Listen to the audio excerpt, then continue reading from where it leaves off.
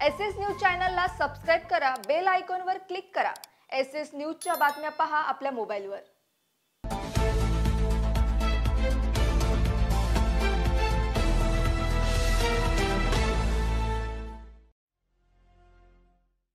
नमस्कार, मी Shilpa Baviskar. SS news मध्ये आपलं स्वागत आहे। चला तर मग जाणून घेऊयात आजच्या महत्त्वाच्या बातम्या।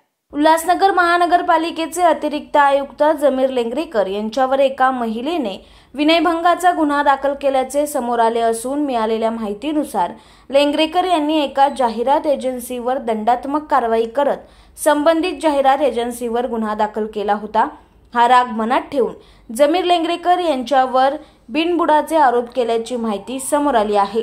महानगरपालिकेच्या आयुक्तांच्या अध्यक्षतेखाली फेव्हरिटिझमचे समिती गठीत केलेली असून केलेली अनियमिततेबाबत ही समिती तपास करत आहे। तसेच संबंधित व्यक्तीची तक्रार विशाखा कमिटीकडे प्रलंबित केली आहे। महापालिकेत जाहिरात विभागात यापूर्वी मोठा घोटाळा झालेला आहे। याच्यामध्ये परवानगीपेक्षा दुप्पट जाहिराती लावणे, जाहिरातीचे अर्ज जे आहेत ते एका दिवसात अर्ज प्राप्त करणे किंवा जाहिरातीची परवानगी आज देणे आणि दुसऱ्या दिवशी अर्ज प्राप्त करणे आणि याच्यामुळे महापालिकेची महसुली हानी झालेली याचं लेखापरीक्षण सुरू केलं होतं आणि संबंधित जो काही कर्मचारी आहे त्यांनी मोठ्या प्रमाणात महापालिकेचं नुकसान केले।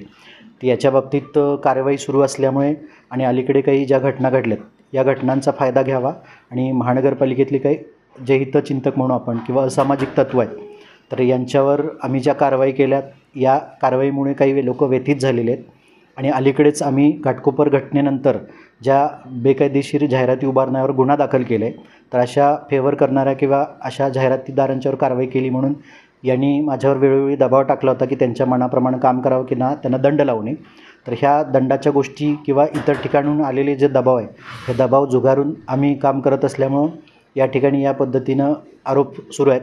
या बाबतीत महानगरपालिकेच्या रेकॉर्डवर ज्या सगळ्या गोष्टी आहेत आणि हा मोठा घोटाळा जो आता अलीकडेच बाहेर येणार आहे कारण की 1 वर्षापूर्वी त्याचं ऑडिट सुरू झालेलं आहे तर या गोष्टी पाहता कुठेतरी अलीकडे घडलेल्या समाजातल्या घटनांचा गैरफायदा घेऊन अशा गोष्टी इथे केल्या जातात असं दिसतंय। महानगरपालिकेत काम करत असताना वरिष्ठ अधिकारी, विभाग प्रमुख किंवा सहाय्यक आयुक्त, उपायुक्त हेच वरिष्ठाकडे येतात। मुळातच आपलं जे एका विशिष्ट कंपनीला फेवर करण्याचं जे काम आहे ते काम स्वतःहून हे लिपिक घेऊन यायचे। यावेळी माझ्या कार्यालयामध्ये CCTV देखील आहेत, याचं फुटेज देखील आहे आणि शिवाय आपलं वैयक्तिक काम हितसंबंधी काम करावं या पद्धतीनं दबाव टाकला जात होता आणि हे काम होत नसल्यामुळं वेळोवेळी त्या तक्रारी त्यांनी ज्या विशाखा कमिटीकडे केल्यात आणि महानगरपालिका आयुक्तांनी एक फेव्हरिटिझमची कमिटी देखील गठीत केलेली आहे आणि त्या कमिटीचा अद्याप अहवाल प्राप्त झालेला नाही।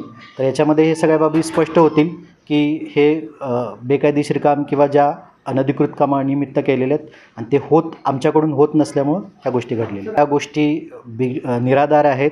ज्यावेळी आपल्याला काही आरोप करायला मिळत नाही त्या पद्धतीनं मी तर म्हणेन अशा गोष्टी सिद्ध करून दाखवाव्यात कारण की या गोष्टीला कुठल्याही प्रकारचा पुरावा नाही।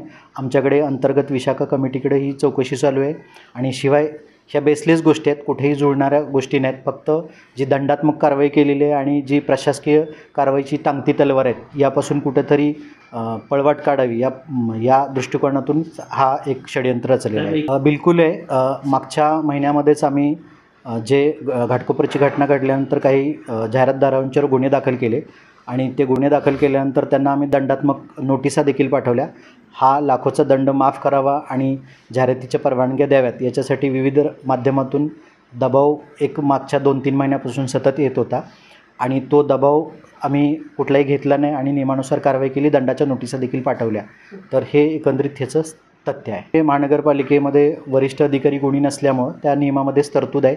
मुळात म्हणजे याच्यावर मी भाष्य करणं योग्य राहणार नाही की हा कायदेशीर बाब हा आयुक्तांच्या अधिकारातली गोष्ट आहे। म्हणजे या शहरामध्ये अनधिकृत जाहिराती किंवा ज्या बॅनर्स आहेत याच्या बाबतीत आम्ही 1 वर्षापासूनच कारवाई सुरू केली होती।